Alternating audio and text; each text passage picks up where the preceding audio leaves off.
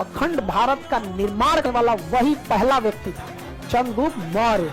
जब भी अंग्रेज आते थे ना तो सेना में पठानों को रखे, गोरखाओं को रखे, मराठों से लड़ाना था तो महार जाति के छोटे लोगों को रखा। एक दिन में उन भीमा कोरे गांव में 500 मील के 25,000 को हरा दिया। भारत में शायद ही किसी को सुने होंगे तो हम चंद्रगुप्त मौर्य के वंशज हैं, नहीं बोलता है। वो शरीर से थोड़े हरा रहे थे सब, मानसिक रूप से इतना पीड़ित थे लोग ना कि तलवार चले गोली चले कुछ नहीं देखेगा कोई। भारत को अखंड रूप से सम्मिलित करने की शक्ति अगर थी तो चंद्रगुप्त मौर्य और अशोक, चंद्रगुप्त मौर्य और अशोक। जिस दिन ये नहीं रहे ना उस दिन ये भारत के लोगों की कमी थी। एक छोटे से राजस्थान जैसे राज्य में 5 गो राजा हो गए लोग, और वही अगर चंद्रगुप्त मौर्य रहता तो कहता ये राजा बन गया, सब क्या होगा हमारे यहाँ समझ गया। लेकिन आप भारत में सुने किसी को कि चंद्रगुप्त मौर्य के नाम पे इतराते हुए? चंद्रगुप्त मौर्य नहीं, आप सुने होंगे हाँ महाप्रताप, पृथ्वीराज चौहान, भारत में इतराते सुने हैं? चंद्रगुप्त मौर्य, अशोक के इतराते सुने हैं? भारत में जाति किस तरह से हावी है, जिसने पूरे अखंड भारत म्यांमार से इतना तक, इस पे भारत में शायद ही किसी को इतराते देखे। सब छोड़िए, बिहार का आदमी ना इतराता है, उसका तो राजधानी बिहार था, पाटलिपुत्र। बड़ा इफेक्ट पड़ता है ये सब चीजों को। ये सब चीजें जब विदेशियों को पता चलती है ना तो इस सब का फायदा उठा लेते हैं। इसलिए जब भी अंग्रेज आते थे ना तो सेना में पठानों को रखे, गोरखाओं को रखे, मराठों से लड़ाना था तो महार जाति के छोटे लोगों को रखा। एक दिन में उन भीमा कोरे गांव में 500 मील के 25,000 को हरा दिया।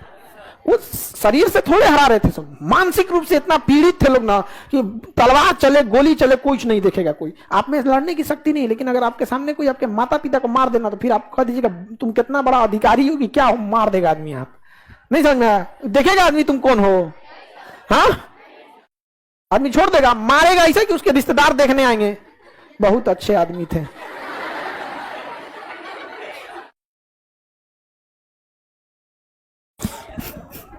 समझदार है आप लोग, आगे बढ़े। तो बड़ा मायने रखता है ये सब चीज का, शिक्षा, यूनिटी, पैसा। वरना चंद्रगुप्त मौर्य छोटी जाति होने की वजह से जब राजा को लोग अपने सम्मान से नीचे उतार दिए तो एक इंसान पे क्या बीतेगा, आप समझ रहे हैं?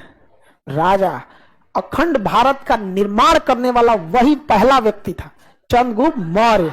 बाकी अशोक ने तो राज किया था उस पे, अशोक पोता था बिंदुसार, उसके बाद अशोक ने राज किया था उसके ऊपर। लेकिन संभाल के रखे, अशोक महान, नो डाउट, क्योंकि उन्होंने पश्चिमी विस्तार भले नहीं किया, पूर्वी विस्तार किया कि नहीं किया? पूर्वी विस्तार तो किया। ऐसा तो नहीं था कि चंद्रगुप्त मौर्य के दिए गए क्षेत्र में उतना ही रह गए या उससे कम कर दिए रहते या उतना ही रहते तो महान नहीं जोड़ते, विस्तार किया, लेकिन छोटी जाति के थे। यही बीतता है उन छोटी जाति की वजह से। और उसके बाद जब उनको कोई कहता है ना कि आरक्षण क्यों नहीं छोड़ देते हो, तो लड़ने को तैयार हो जाते हैं। तो क्या गड़बड़ करते हैं? उनसे अब कितना छीनोगे? चंद्रगुप्त मौर्य रहता ना तो बाबर झावर को जेब में लेके घूमता, यहाँ पे आ जाओ हवेली पे। दम था मोहम्मद गौरी गजनवी गौरी नादिर शाह, अहमद साहब अब्दाली, मजा उठा जाते लोग, जेब में लेके घूमता उनको। कैसे लोग झोला में चूहा पकड़ के पटक देते हैं 4 बार। ये झोला में बाबर गौरी गजनवी नादिर शाह अब्दाली साहब को लेके चलो भिकना पहाड़ी पे, और बाद देखता हिल डुल कर रहा है, बचल निपटा देता है चंद्रगुप्त। लेकिन भारत में शायद ही किसी को सुने होंगे कि हम चंद्रगुप्त मौर्य के वंशज है, नहीं बोलता है कोई। हम लोग पृथ्वीराज चौहान के, महाराणा प्रताप के, वो लोग बहादुर थे, इसमें कोई शक नहीं है, बहादुर थे। लेकिन उनका नाम जहां है वो एकदम है, वो उतना होना चाहिए, उनमें हम कोई दो राय नहीं कर रहे हैं। बहुत बहादुर थे, उतनी छोटी सेना लेके लोग सरेंडर कर देते, लेकिन वो लड़े थे। लेकिन इनको भूल क्यों गए भैया? भूल गए तो कोई बात नहीं, जब आपको इतिहास खुद का नहीं पता है तो दूसरे को क्या देखेंगे?